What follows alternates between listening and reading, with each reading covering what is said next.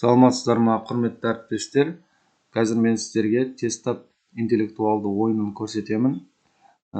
Осындай интеллектуалды ойындар керек болса, менің YouTube арнама тіркеліп алыңыздар. Бұл жерде көптеген осындай интеллектуалды сайыс сабақтарға қажетті көптеген ойындар бар. Ал енді тестап ойынын көрсетемін. Бұл ойын PowerPoint бағдарламасында жасалған. Интернетте істейді, ішінде музыкасы, анимациялар болады. Қазір мен сіздерге ашып көрсетемін. 3 кезеңнен тұрады. Показ слайдовпен ашамыз.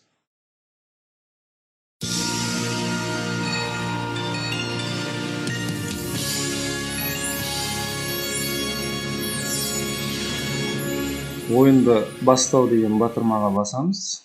Ойынымыз басталады. Осындай 3 кезеңнен тұрады. Өзінің соңында музыкасы бар осындай. Бірінші кезең таңда, екінші кезең заманауи, үшінші кезең екі ойлан деп аталады. Бірінші кезеңді бастаймыз. Мысалы, таңда деген кезең. Таңда деп не үшін айтылады? Өйткені мына жерде бізде тест түрінде 3 вариант беріледі. 3 варианттың біреуін таңдаймыз. Ең алдымен уақытты қосамыз. Яғни 20 секунд, 30 секунд уақыт. Бұл жерде мен 20 секунд қойдым, тез біту үшін. Осы уақыттың ішінде ойланады. 20 секунд уақыт біткеннен кейін оқушы өзінің варианттарын айтады. Мысалы, оқушы болмаса топпен ойнатсаңыздар, топпен өздерінің варианттарын айтатын болады. Міне, уақыт аяқталды. Мысалы, бір дұрыс жауап берейік. Осындай болады. Енді келесі екінші сұрақ. Екінші сұрақ бізде мысалы уақыт болса, міне уақыт барлығында істейді. 2 өттік. Қате жауап беріліп көрсетейін. Осындай дауыс шығады. Дұрыс жауапта бұлай дауыс шығады. Келесі.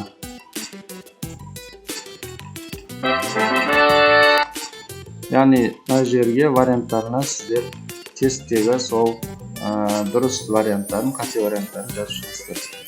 Бұл өте түсінікті, қиын емес негізі. Келесі кезеңді көрсетейін. Заманауи деп аталады. Енді бұл жерде сұрақ, уақытты қосамыз. Уақыттан кейін мысалы жауабы шығады тексеру арқылы. Жаңаға ұқсас. Енді бұл жерде тек сұрақ емес, мысалы суретте қосаңыздар болады. Мына жерде бос орындар бар ғой.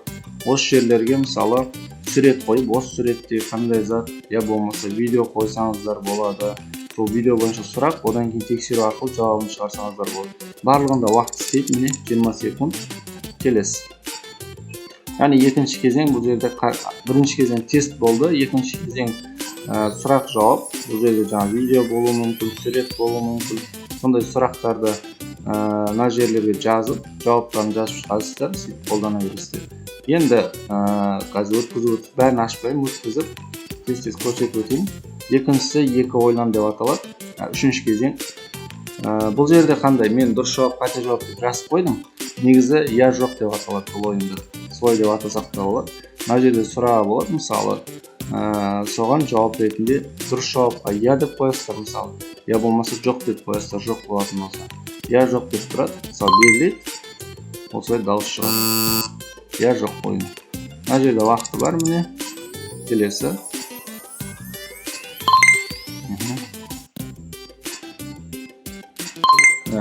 Барлығы істейді. Бұл жерде сұрағын жазу қиын емес. Копировать етіп қойсаңыздар болады. Жаңа айтқандай, мына жердегі сұрағы, сосын мына жерде варианттары болды. Екінші кезеңде сурет, видео жаңа айтқанды қоюға болады. Мынау бізде я жоқ деп аталады. Я жоқ деп қойып шықсаңыздар болады. Я. Мысалы, мынау сұрақтың жауабы жоқ болатын болса, дұрыс жауапқа жоқ деп қоясыздар.